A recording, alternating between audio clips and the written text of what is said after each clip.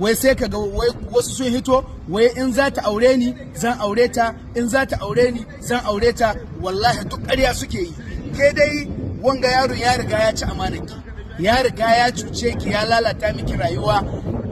Ina da bidiyon da ta hito tana bada hakuri, tana apologize zuwa ga yan uwanta, tana neman afuwa a yafe mata saboda ba za ma ta iya hada idanunta da yan uwanta ba. Zan sa muku wannan bidiyon ku gani, zan sa muku shi yanzu ga ku gan shi, ku ga yadda take roƙon afuwa da alfarma ta yan uwanta. Wallahi amma ina son mata kan ku ya waye akan maza, ina da buƙatar kan ku ya waye akan maza. Maza da kuke gani wallahi duk ta hanyar da za su bi su yaudare ku wallahi sun sani, amma an yi muku ɗaya, an yi muku biyu, an yi muku uku, amma ba za ku iya daddara ba, za ku ci gaba da yi saboda kwakwalwar kihi gare ku. Ku sa tunani da nazari akai, ku saurari wanga bidiyon ku jiya. Astaghfirullah, Allah na tuba, Allah ka yafe mini, ban kuskure a rayuwana. Na rasa ta yadda zan yi hada ido da ƴan uwa. Kun je yadda take roƙo, take neman afo ƴan uwanta. To wallahi duk wadda bata shiga tetayinta ba irin wanga abin za ta shiga, saboda ya riga ya ci amanarta, ya lalata mata rayuwa, ya riga ya na ma ji an ce DSS sun kama shi. Wallahi DSS din ma su rike shi can gaba ɗai a kai shege gidan yari ya girbi abin da ya shikka. Assalamu alaikum wa rahmatullahi wa barakatuh. Inna lillahi wa inna ilaihi raji'un. Inna lillahi wa inna ilaihi raji'un. Inna lillahi wa inna ilaihi raji'un. Ubangiji Allah ka raba mu da tsautsayin da zai zame maka kaddara. To da farko dai da iyayen yarinyar nan zan fara. Ubangiji Allah ya ba ku haƙuri. Ku yi haƙuri. Allah ya ba ku haƙuri. Sannan kuma dan Allah dan Annabi ku sa ma yarinyar nan ido. Kar ku bari ta fito ko ta kashe kanta ko kuma ta yi yunkurin halaka kanta ko kuma ta jiwa kanta ciwo. Saboda wannan kaddara da ta same ta masifar kaddara ce. Ubangiji Allah ka yaye mana. Na dawo kanka. Kai da ka fitar da bidiyo, waye ya ce maka mu muna son bidiyo? Waye gaya maka cewar mu muna so mu ga bidiyo? Kai da kake son ka ga bidiyo, kai za ka bar shi a cikin wayanka sai ka je kai ta kallo, ka tafi da shi har kabarinka. Menene ribarka? Meye ribarka dan ka fito mata da bidiyo? Idan kai da kai bidiyon kai ka fito da shi, wallahi ka cuci iyayenta, ka cuci iyayenka. Ku je can ku je ku karata. Wannan rayuwar ku ce, duk abin da mutum ya ga zai iya shi zai yi. Amma ina ƙara bada haƙuri ga iyayen yarinyar nan. Dan Allah, dan Annabi ku yi haƙuri, Allah ya huci zuciyarku. Allah ya shirya mu gabaki ɗaya. Kai kuma kai da ka fitar da bidiyo, Allah isaka mata, Allah isaka mata. Sannan ita ma tana da laifi, wai ba ta da laifi ba, tana da laifi. Babu ruwana da ita. Ni da iyayenta nazo in ba haƙuri. Sannan kai da ka fitar da bidiyon, Allah ya wadaranka, Allah ya saka mata. Allah ya saka mata. Ai kowanne abu, ko harkar zunubi ce akwai haki. Harkar zunubi wannan harkar zunubi akwai haki. Wannan abin da kai ba abu ne mai bullewa ba, to Allah sai ya saka mata wallahi. Allah sai ya saka mata. Mu ba ma bukata, ba ma so. Kai da kake so ka je kai ta kalla mana, ka basha iyayenka mana. Amfanin ka fito da shi ka tura, to mun gani. Faɗa min ribarka. Me ka samu? Me ka samu? Iya bala'in bakin ma da laifi fa ta yi lali. Amma fa a yanzu fa ba a ganin laifin ka kai da ka fitar da bidiyon, kai ne, kai ka fi kowa, kai da ka fitar da bidiyo. Allah ya saka mata, Allah ya saka wa iyayenta. Ubangiji Allah isa abin da kai, Allah ya ninka maka, Allah ne kadai ya san yanda zai yi da kai. Tunda ko a menene akwai haƙƙi, ko a harkar zunubin ce ma akwai haƙƙi. Balantana irin wannan mummunan abu, wallahi duk wanda ya ga wannan abin sai ka tsaya ka yi mintuna kafin ka ce komai, saboda ba ma ka da abin da zaka ce. To me zaka ce? To ai ya riga ya fitar. Ubangiji Allah ya kare mu daga mummunan kaddara. Allah ya kare mu. Allah ya ƙara ba iyayen yarinyar nan haƙuri da danginta gabaki ɗaya. Su kadai nake ji. Can su je su karata, su da suka je suka yi abin su. Da iyayen yarinyar nan Allah ya ba su haƙuri, Allah ya ƙara musu haƙuri. Da kai da ka je ka fitar da bidiyo, Allah ya maka abin da kai. Ubangiji Allah ya bi mata haƙƙinta, ya bi mana mu ma haƙƙin mu, saboda ai ba dole mu bane ba sai mun ga bidiyon. Kai da kake so ka gani, kai ka bar shi a cikin waya mana. Iyayen yarinyar nan dan girman Allah ku kula da ita. Yarinyar nan ku ja ta a jiki. Kar ta je ta sha wani abu ko ta hala kanta ko kuma ta ce za ta kashe kanta. Me faruwa dai ta faru, kai kuma Allah ya tozarta rayuwarka kai da ka fitar da wannan bala'i.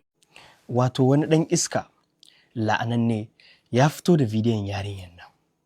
Kafin in yi maganan bidiyon ko kuma ɗan iskan da ya fito da bidiyon ta, arewacin Najeriya me ke faruwa dan Allah dan Annabi? Ba bidiyon ta ba kaɗai, bidiyon mutane da dama ya fito cikin satin nan da wanda ya gabata. Abin mamaki shine a da arewacin Najeriya ana mana kallon masu hankali da mu ake yin example ɗin mutane musulmai. Da zaran kaji an ce wani ɗan arewacin Najeriya ya yi wani abu, to fa maganar shine yaya za a yi ɗan arewa a ce shine yake yin irin abin nan. Yanzu a share maganan ma a yanda aka fi sanin arewa, yanzu ɗan iskan da ya fito da bidiyon nan mara tsoron Allah, ba ganin girman kanka, ba tunanin akwai gobe, akwai ranar kiyama, babu tausayin yarinyar nan da ka fito da bidiyon ta. Yanzu yarinyar nan ka lalata mata rayuwa, ka lalata rayuwar ƴaƴan da za ta haifa, iyayenta ka lalata musu rayuwa, saboda duk inda suka je, duk inda suka shiga ya zama musu abin kunya. Ita kanta yarinyar nan a kiyayi abin da zai iya faruwa da ita ko kuma abin da za ta iya yi ma kanta. Kai kenan ɗan iska, an bukka da Allah. Yanzu ke yarinya, sabida abin da kuka yi ba ruwana da abin da kuka yi, wannan tsakaninku da Allah ne, amma kina da hankalinki, ba shaye-shaye kika yi ba hauka kike ciki ba, kika bari ana zina da ke, aka ɗauki waya ana yi miki bidiyo. Yanzu ba ma bidiyon da aka yi miki ba, shi ma ba ma shi bane matsalan ba, soyayya da mutanen da ba su da imani, ba su da tsoron Allah, mahaukatan mazaje, shi ne ma babban matsalan. Yanzu mata idan ka duba za ka ga sun ma fi so su yi soyayya da bad guy ɗan iska. In suka ga ɗan iska ne wannan bai ganin girman kowa, wannan baya ji, wannan yawwa, inda za a je a sha kodin, a sha waye, a sha wata tsiyace, su abin da suka fi so kenan. Yanzu kin ga inda wannan abin ya shigar da ki, kin ga irin matsalar da wannan abin ya shigar da ki. Yanzu dan Allah dan Annabi abin da muka dawo yi kenan a arewacin Najeriya, mutane musulmai, mabiyan manzan Allah, abin da muka dawo yi kenan yanzu. Abin da ka yi a ɓoye wannan tsakaninka da Allah ne, amma ka yi abu ka ɗauka da niyyar za ka je ka tura ka ɗaura ma mutane, ko za ka nuna ma wa'ansu ne, ko me manufar yin bidiyon har bidiyon ya fita daga wayan. To wallahi kuma a kiyayi bacin rana masu soyayya. In kana soyayya, yes, soyayya ce babu abin da ba ta jawo, amma a kiyayi ranar ɓaci, ranar da za a zo a ƙi juna, ranar da za a zo a tsani juna, ranar da za a zo a tona ma juna asiri.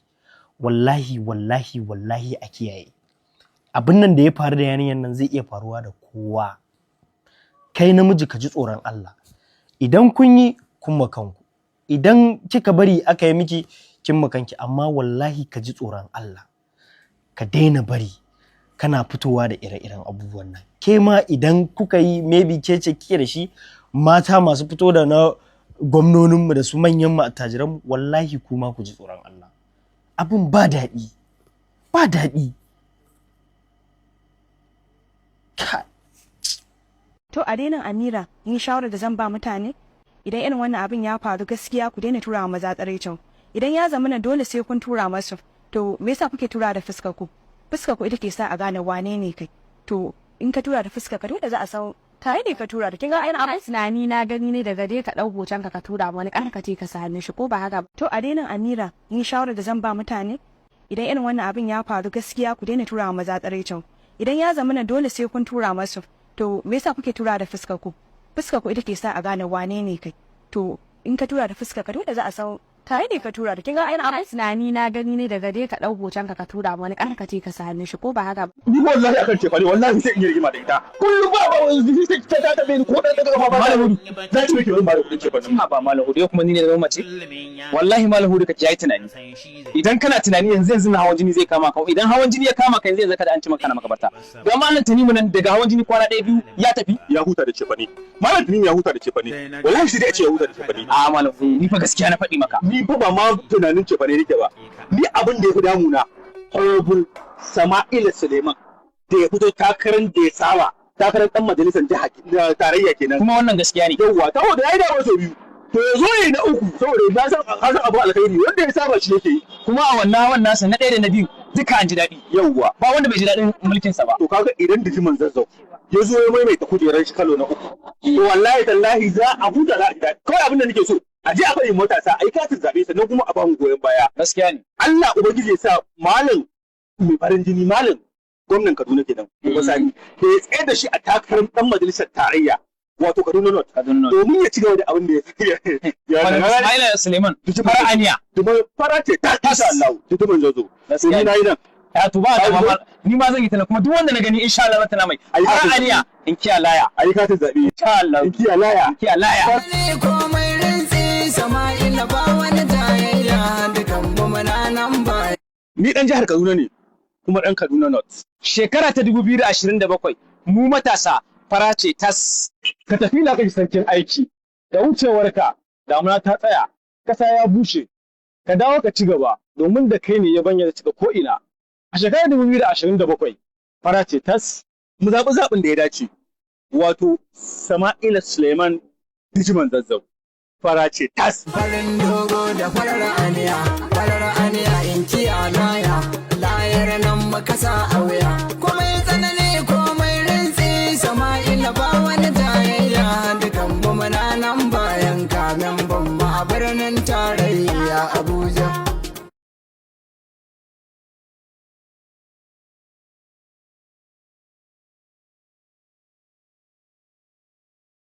da ban so ne magana ba amma sai na yi magana amma zai magana ne akan abu biyu da wannan yariyan da kuma shi Kin Watega Kin Watega ka ce ka kalli bidiyon nan har so 12 to amma na ga ka tashi bidiyo sai ga ka kafa hoton Halimatu Shehu da ita wannan yariyan da ta yi wancan abin to ni ma na kalli bidiyon nan amma kuma na ga bai da alaka da ita wannan yariyan da kuke hadawa da wannan bidiyon me sirrin ne abin da na kasa ganewa kenan ya kamata ku wayar ma mutane da hankali akai wannan yare ita da kuke hada Halimatu Shehu nan da waɗannan bidiyo ita ce ta yi wannan abun ko dai haka duk bidiyon ka sai na kaga hotonta da ita waccan yarinya yar Kaduna ne ake cewa ko da ta yi wancan abun tunda ku ne me ake cewa hanshakai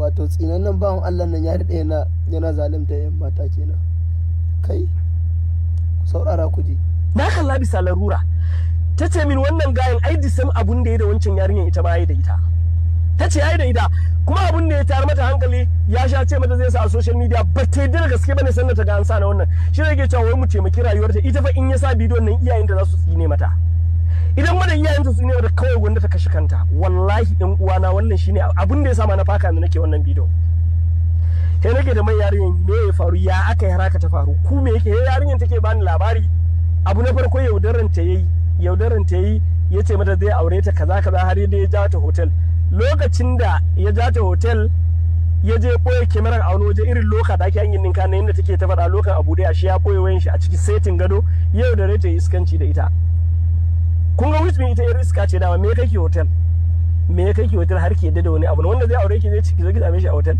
so abun da ya faru to tun da iskanci da ita bata sani ba na farkon to daga baya ya tura mata ta WhatsApp to daga lokacin ya ce ki zo ki same ni a hotel kaza in na da bashi ya ce wallahi in baki zo bai na sa bidiyo na social media daga lokacin ta zo yayi iskanci da ita style kala he ta zo kuma yana iskanci da ita har ya dauko waya a gaban ta yana kuma ita ma wancan abun da ya faru da ita kenan ta ce bidiyo ɗaya yayi ba da sanin ta ba sauran kuma shine to ya riga yayi in kuma zai yi abu in ta gihe ce zai saki a social media the most painful part ya taba neman wannan tsinanin ya taba neman kuɗi a wurin da ko 150 Kano ba da kuɗi yayin wayanta ta sayar ta tura bar dan kada sa bidiyon a social media yanzu ta ga an sa bidiyon wannan shine hankalin ta ya tashi ta nemi wannan ban waya dan Allah in taimaki rayuwarta ya za in taimaki to ne yanzu wani irin taimako zan miki wato bawan Allah dan ya rade yana zalunta yan mata dama ya rade yana mugun fasiki ne dama muzinaci mujirmi ya rade yana zalunta yan mata yana yaudarar su yana ha'intar su yana kai su hotel yanzu dan Allah yanzu ita ma wannan ta gaba dan wannan bawan Allah kawai shawara ai arrestin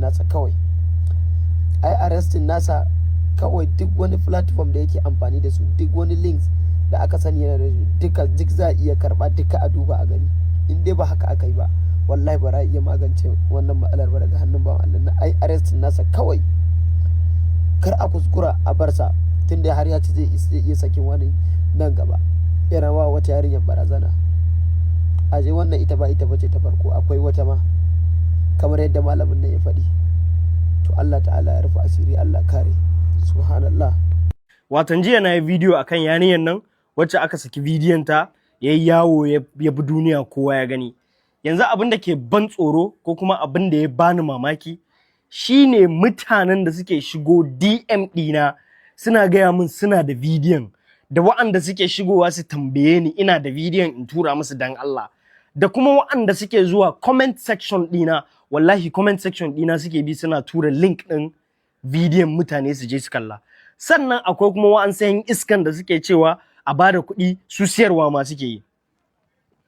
Baccin haka accounts ɗin da aka buɗe sababbin accounts na yaɗa bidiyon nan jiya ko kuma tun a ce shekaran jiya zuwa yau wallahi tallahi ya fa kirga. Wallahi ku ji tsoron Allah. Ku ji tsoron Allah. Kai da kake yaɗawa da wa'anda suka aikata abun ma zunubinku ya kusa ɗaya. Ku ji tsoron Allah. Ku kuma masu neman abin da bai ɓace ba munafukai, ku ne masu neman abin da za ku kalla, ku ne DM, ku ne comment section, dan Allah nuna mun, dan Allah tura mun waye. Kuma ku ji tsoron Allah. Sannan ku masu ansan kuɗi, wallahi tallahi ku.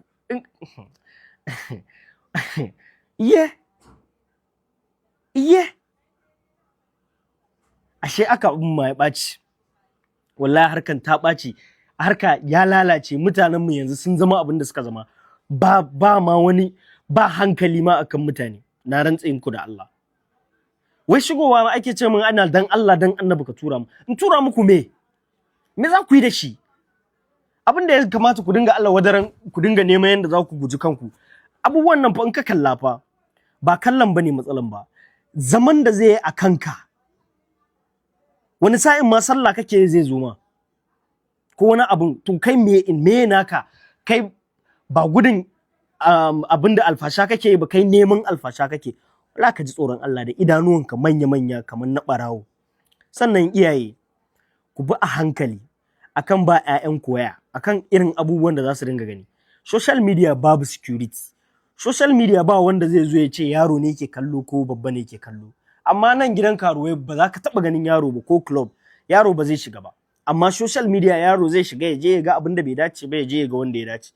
Wani kana ma cikin tafiyanka kawai za a kawo ma. To wallahi tallahi iyayen ma kuma ku ba a hankali. Kowa da kowa ya shiga taitayinsa. Magana ta gaskiya akan wannan yarinya da bidiyon ta ya fito tsirara, ni fa ta ban tausayi ba ta ban tausayi ba. Ita fa ba jahila bace, ba jaka bace. Izina ta zame mata ga irin mu, ga munan dai duk TikTok gani ake bayan iska karuwai irin mu, amma duk TikTok ban da bidiyo tsirara, ban da wani abu wanda za a fito da shi wanda yanzu zai iya bata min rai, saboda ban yi ba. Kamar ke a ce namiji ya kwanta da ke yana zina da ke, yana dora miki waya akan fuskar ke, yana miki bidiyo, ba za ki kula ba, ba za ki ankare ba, ba za ki nuna ba ki so ba, kuma sannan bidiyon ki ya fita mutane ku ringa wani maganganu. Ni wallahi ta ban tausayi ba ta ban tausayi ba, saboda idan ka kula zina farko a wani falo ne, zina ta biyu a wani gado ne, zina ta uku goho te mai. Ai yarinya tsohon guri ne, daman ta saba da harkalla. Na rantse da girman Allah yaran nan kananu da suke tasowa na TikTok, ku daina wai akan kai bura uban ku yan mata. Za ka wuce kan live ka ji wai mace tana cewa wai 4,000 bidiyo kwal tsirara, ka je group na WhatsApp ka ji mace tana cewa 4,000 bidiyo kwal tsirara. To ya za a yi kwana miji ne mai bidiyo kwal tsirara 4,000 ba zai dauke ki kake hotel ba, bai da sami kyamara ya miki da kanshi ya saki ya saka wa duniya to zarta ki. Ai izina ta zame muku ga irin mu masu wayo, duk irin wayan namiji ƙarya ne ya zina da ni ko nawa gare shi a media. Idan mu kai ni mazanata na ma da suke ganin mace a bidiyo su ce te mata, ko a waka ko a bidiyo su ce te mun kawo min ita miliyan nawa zan bata. Wallahi duk tsinan nan da kasan ya zo ya min wannan magana, ina ci tsinin gutsun wasu, saboda ni ba karo bace, ba sai da gurguri nake ba. Amma kina yarinya karama, dukka yaushe aka haife ki a ce wai namiji yana zina da ke, yana dora miki bidiyo, ba za ki iya cewa ba ki so ba ki da bukata? Yo ba dole ya saki ba, ya saki kowa ya gani. Duk da abin da ya alfarman manzon Allah sai an wa uwarsa ko aiwa yarsa ko aiwa kanwarsa, yadda abin shi ma zai ji ya iyayenki suka ji. To amma da laifin ki ya za a yi namiji yana kwance da ke yana jima'i kuma a ce wai yana miki bidiyo, wai baki magana ba ko baki dakatar da shi ba ko baki an shi wai sakin goge ba. Yo ni dan gutsun uwarka dan Allah dan Annabi, inda mai bidiyo na ma ni tsirara, idan baka saki ba kai Allah ya tona ma asiri. Na rantse da girman Allah yaran nan kananan karuwa da suke tasowa ku lura, kuna dai gani mu ma kanmu da muka ja mutuncin mu da ba karuwan ba kokari ake ya za a fita da tsiraicin mu dan ma dai nan gani nan bari ba ka da yadda aka ka samu tsiraici mai bakin tsotsa kuma wallahi inda laifin namijin da laifinsa ya za a kina budurwa namiji yana jima'i da ke kafa miki kyamara wai hakki yadda kuma ki bari ki shiru kuma bidiyo ya fita a ringa zagin sa ai tana da laifi in ka kula ba guri ɗaya bane inda yake mata shi waje uku ne, ɗaya goho ɗaya tana kan zanin gadoja ɗaya kuma ka kula wani falo ne ka ko ba yau dadi ya saba zuba mata wutsiya ba Allah ya kiyaye Allah ya shiri yan baya ni dai babu ta inda ku samu tsiraici na saboda ba harka ta bace yau mun kasa ma daga kayan arziki sorry ayi hakuri ba mamaki ba lalle ne a gamsu da bayani na ba kuma ba lalle ne ku ji daɗin wannan bidiyo na ba. 'Yan matanmu a yau 'yan matanmu na Hausawa 'yan matanmu na musulmai 'yan matanmu da suke amsa kalmar la ilaha illallah Muhammadar Rasulullah sallallahu alaihi wasallam yawancin ku karuwai ne. A kaso 100 kaso 90 wallahi karuwai ne. Me ake nufi da karuwa? Karuwa duk wacce za ta je ta bada jikinta ai lalata da ita ai zina da ita dan wani interest ɗinta. Karuwa ce. A zamanin da lokacin da muke yara wallahi tallahi karuwai suna gidan karuwai kuma inyamurai 'yan Enugu 'yan Obolo 'yan Anambra Oka Abia waye Ebonyi su ne suke zuwa arewacin Najeriya su kama ɗakuna haya a gidajen karuwai suna yin karuwanci. Idan lokaci shekara ta zagayo su ɗebi kayansu su je su koma garinsu ba wanda ya san me suke yi, su koma kuma ba za su ce fa karuwanci suke ba, a'a sana'a suke yi. Wannan shine. Amma yanzu saboda zunzurutun karuwancin da 'yan matanmu na Hausawa musulmai 'yan Islamiya wasu ma hafizai ne sun haddace Qur'ani sun kashe musu kasuwa duk sun koma garuruwansu.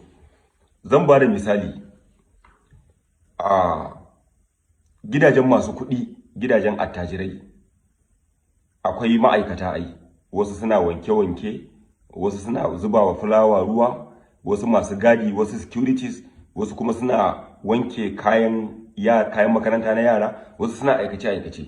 Wayannan ma'aikatan da suke aikace-aikace a gidajen masu kuɗi kafin su samu wannan aiki a gidajen attajirai wallahi tallahi ba su da buri da ya wuce su samu aiki a wani katafaren gida. Kawai burinsu shine su samu abin da za su sa a bakinsu. In dai za su ci su sha to kowane irin aiki ne za su yi kafin su samu aikin.